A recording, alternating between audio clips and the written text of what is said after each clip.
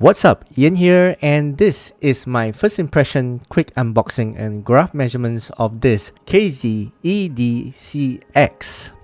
Now, before I begin, I'd like to thank myself because I bought this myself, right? And whatever I say in this video is my own opinion.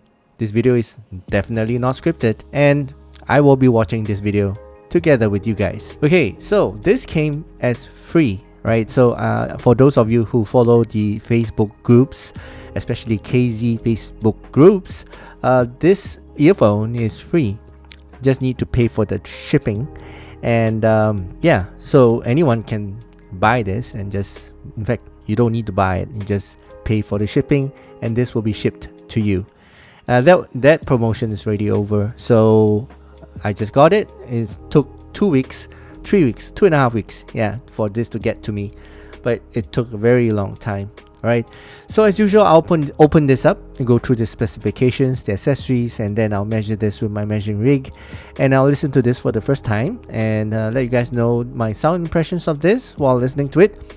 Please note that this is not my full review, so after this video, I'll listen to this for a longer period of time, and then I'll come up with another video at a later date. Also, this video will be timestamped, so for those of you who wish to skip around, please feel free to do so. Okay, so let's take out my knife, open this up. I guess the accessories is going to be pretty basic. It's free earphones, by the way. Okay, right, so oh, this is very very nice. Okay, so anyway, let's take a look at the specs behind. So look, this is the earphone, how it looks like, and this is the EDCX model. I guess, yeah, KZ is just giving away this free, just let people sample, you know, what could be done at KZ and the way they tune IEMs. So this is the frequency response is 20 to 40,000 hertz. Okay, impedance is 20 ohms, and the sensitivity is 103. Okay, so box is pretty beat up, but yeah, that's how it was shipped to me anyway.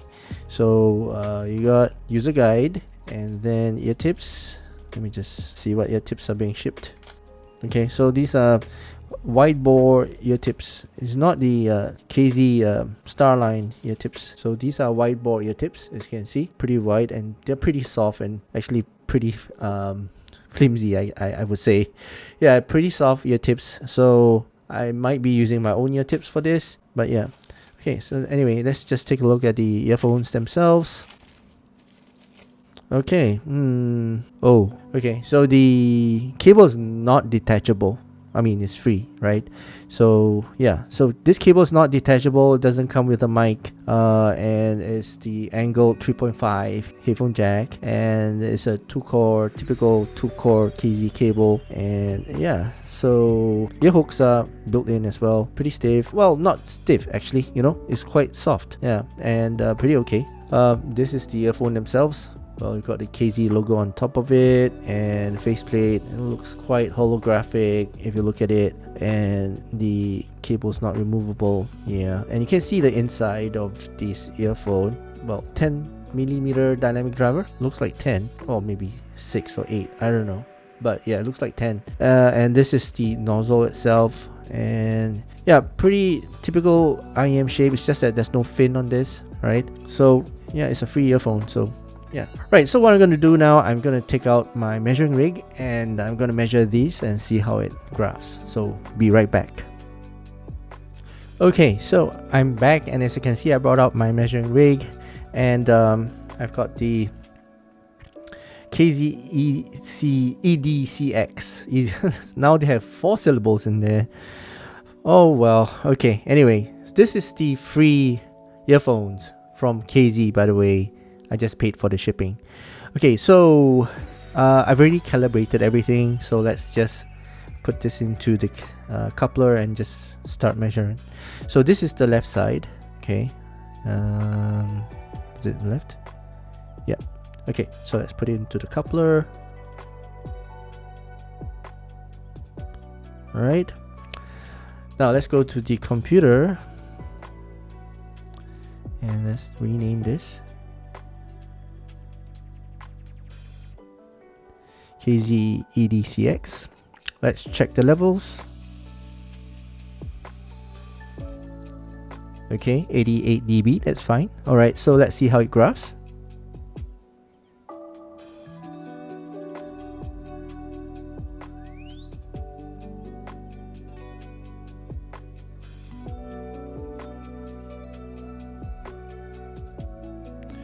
Okay,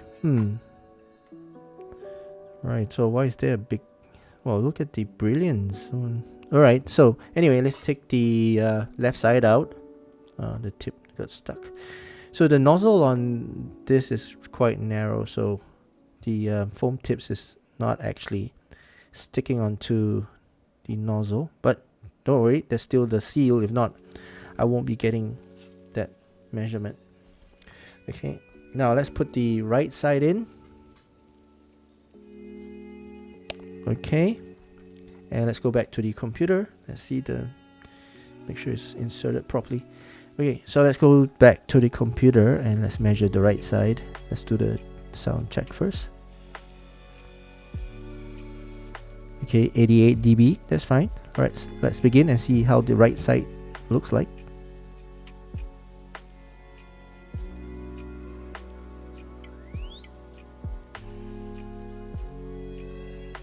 Okay, the matching is pretty accurate, so let me tidy up this graph and I'll be right back. Okay, so I'm back, and as you can see, I've tidied up the graph. So let's just interpret this graph. So this is a lot of sub bass, a lot of mid bass, a lot of mids. So I would say this is a typical V-shaped tuning. The peanut gain is quite harmonious. Upper mids is quite harmonious as well. In terms of treble, quite a I wouldn't say, I mean, in terms of the gain, right, it's quite a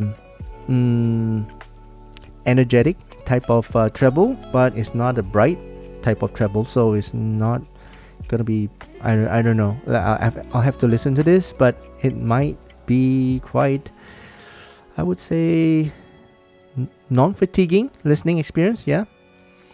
But that's quite a bit of air here at about the 8K. I'm not too sure this is the coupler's artifacts, but yeah, it might be.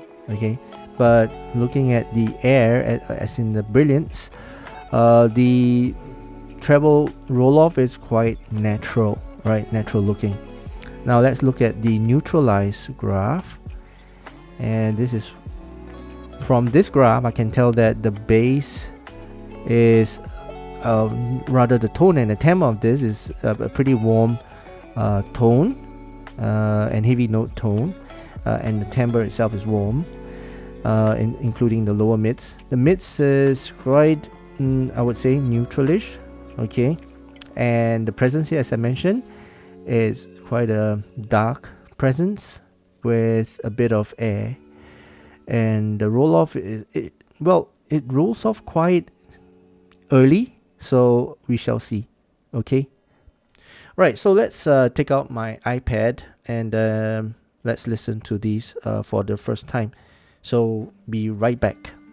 Okay, so I'm back, and as you can see, I brought out my iPad with my Crestal M15 dongle DAC amp, and I've got my CP145 ear tips, spin fits. So let's put the EDCX, KZ EDCX into my ears, and let's listen to Enemy by Imagine Dragons. Okay, so let's begin.